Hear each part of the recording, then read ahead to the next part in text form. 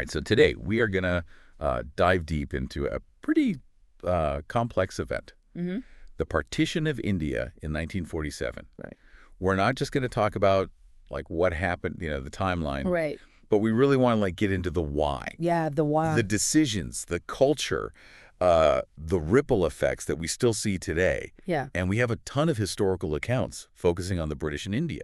So this should get pretty interesting. Yeah, and one thing that people kind of forget is just how far back this story really goes. We tend to kind of focus on 1947, but you have to go back centuries earlier when the British East India Company shows up. It's kind of wild to think about, right? A trading company. Yeah. Like that ends up ruling a subcontinent. Yeah. I was reading about Warren Hastings. He was appointed like the first governor general in 1772. Right. And they were trying to, bring some order to Bengal, which was like a lot of chaos at the time. Yeah. But that was really the moment where they went from like merchants to rulers. It really is. It's like this big shift in power. Totally. Yeah. And, it's not like they just took over and everything went smoothly. Of course not. I mean, the British Parliament, they tried to keep the East India Company in check with things like, the regulating acts, right? Right. And they had this whole idea that they were trustees for the people of India. Right, this idea of trusteeship. What do you think about that? Well, I mean, it's really interesting, right? Because it's like, on the one hand, you have this idea of benevolent rule, like they're there to help. Yeah. But then when you look at what they actually did, Right. it often doesn't match up. They did adopt some things from the Mughal system, like they used Persian as an official language. They acknowledged the Mughal emperor. Okay. But then at the same time, they, maintained and in some cases even made worse these systems that were seen as oppressive. So you have this real disconnect between what they said they were doing and the reality. Yeah, like this real tension between like trusteeship and like actual power. And that tension, I'm guessing, plays a huge role in everything that leads up to partition. Oh, absolutely. This gap between their intentions and what Indians were experiencing. Right. I mean, that fueled resentment, that fueled nationalism. Yeah, totally. Okay, so let's jump ahead a bit now. 1858, the East India Company is dissolved. British Crown takes over direct control of India. That seems like a huge turning point. It really is. No more pretending it's just about trade. Right.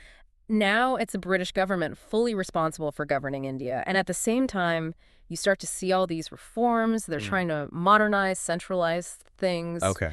But, of course, it's not peaceful. No, not at all. And this is where, like, the Ilbert Bill controversy comes in, right? Yeah. In the 1880s. It feels like such a clear example of how these racial tensions were just under the surface. Exactly.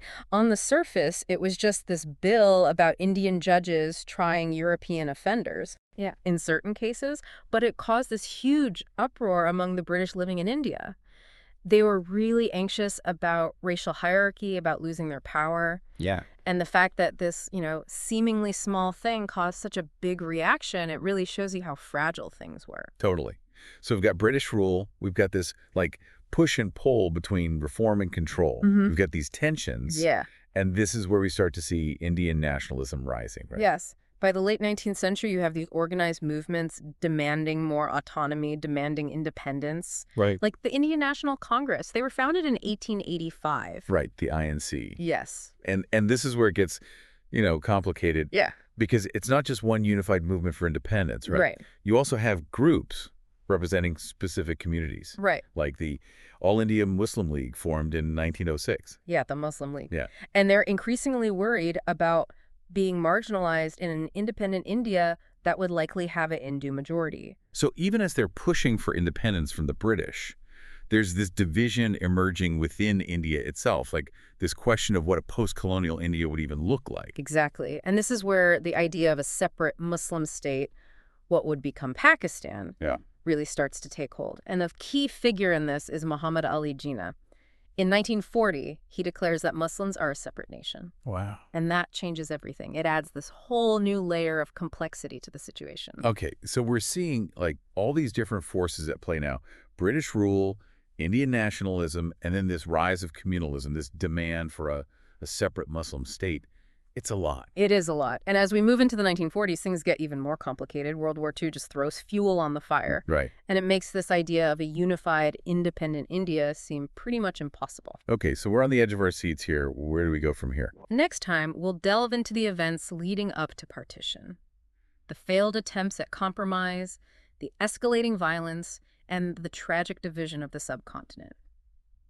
You were talking about World War II and how it affected things in India. It really did kind of highlight all the problems that were already there. Like the war just drained all of Britain's resources. Yeah.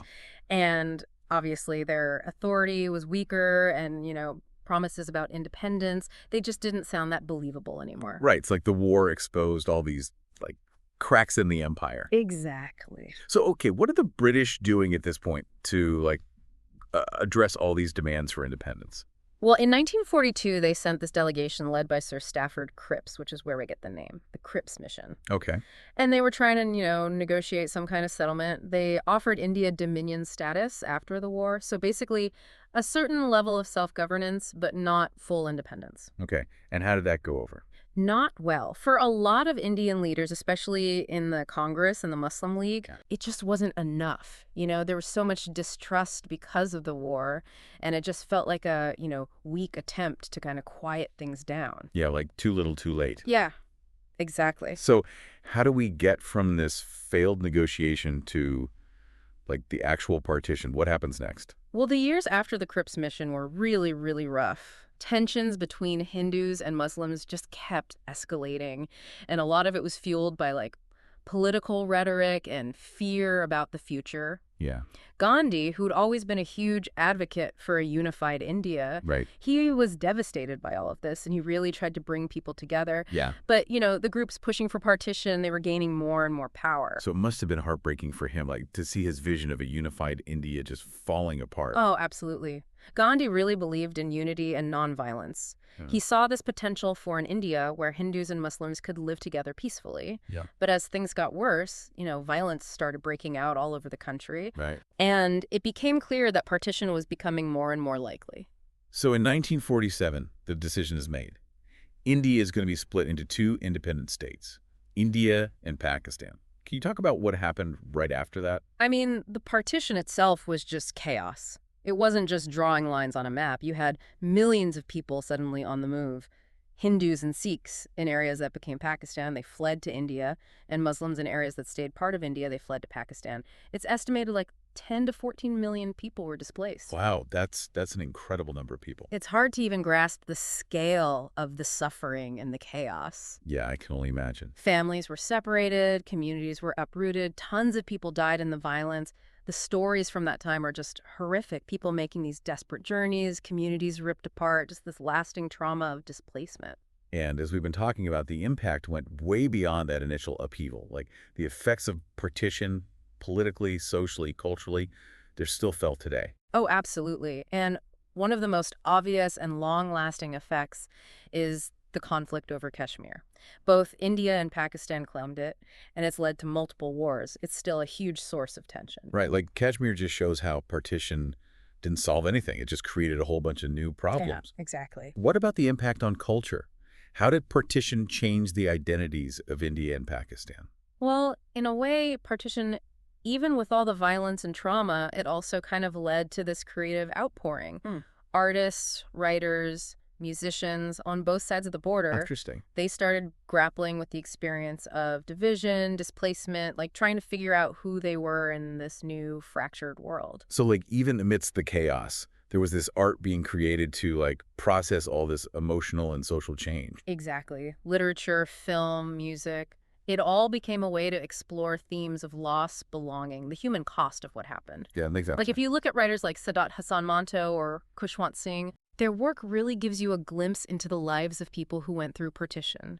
And they remind us that behind the politics, behind the big events, there were real people whose lives were completely changed. It's a good reminder that understanding history isn't just about knowing facts and dates. It's about understanding the human stories, like the choices people made, the unintended consequences, the whole picture. Absolutely. And those stories still matter today. Partition happened over 70 years ago. Right. But its legacy is everywhere in South Asia. You see it in the politics, the ongoing tensions, just the challenges of building a future for the region. It makes you think about identity, belonging, the cost of division. Those are questions that go way beyond India and Pakistan. Yeah, for sure. It's a reminder that even events that happened a long time ago, they can still shape our present and our future. Understanding partition with all its complexity and tragedy, it's crucial for understanding the world today. So I'm curious, what do you think is the most significant consequence of partition? Like, what's its most lasting legacy? Oh, that's a tough one. I mean, there are so many ways partition is still with us, like geopolitically, with the Kashmir conflict, the rise of religious nationalism in both India and Pakistan. But honestly, I think the biggest impact is the one you can't really see, like the psychological, the emotional impact it had on generations of people. Yeah, like the trauma that's been passed down, how it shaped people's identities, both individually and as groups. Exactly. All that displacement, the violence, the way families and communities were just torn apart, it left these deep wounds. And those wounds don't just heal with time. Right. They change how people see themselves, how they see their neighbors, how they see the world.